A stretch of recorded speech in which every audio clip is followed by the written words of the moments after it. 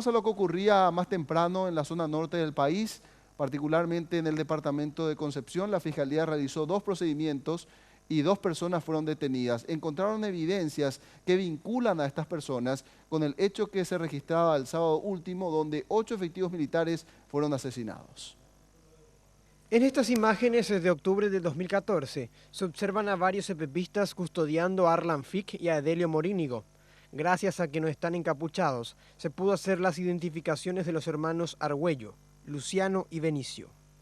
Los allanamientos realizados de manera simultánea esta madrugada en los núcleos 3, 4 y 6 de Arroyito, departamento de Concepción, pudieron dar con la casa de los hermanos Argüello, que se encuentra en núcleo 6, donde se halló un cordón conductor similar al utilizado para detonar la bomba del atentado, donde el pasado sábado murieron 8 militares. Ese cordón conductor va a ser sometido a peritaje, sin descartar también la vinculación de estas personas al ataque terrorista sucedido el pasado 27 de agosto. En el asentamiento núcleo 3 fue detenido Juan Pereira Ríos, quien será imputado. Él es señalado como miembro logístico del grupo criminal. De su propiedad se incautó un revólver calibre 38, 11 cartuchos del mismo calibre y 3 cartuchos de calibre 32. Además de algunas agendas y documentos alusivos al movimiento Patria Libre y en los que se detallan reuniones con Omar Martínez. El detenido podría ser miembro del brazo político de la guerrilla. Por de pronto los indicios hablan por sí solos. Entonces ahora se va a analizar, se va a iniciar un trabajo más técnico en relación a estos documentos y las informaciones que se están manejando.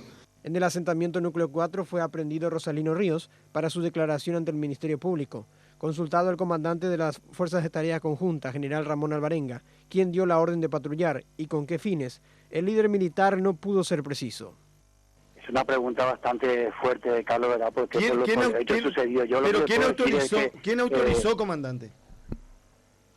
La actividad de la patrulla es una actividad que está establecida en la orden de operaciones, ¿verdad? O sea que cada destacamento tiene asignado como una actividad, no lo vamos a llamar rutina, ¿verdad? Pero que está impuesta. Es una acción impuesta dentro de las operaciones de defensa interna.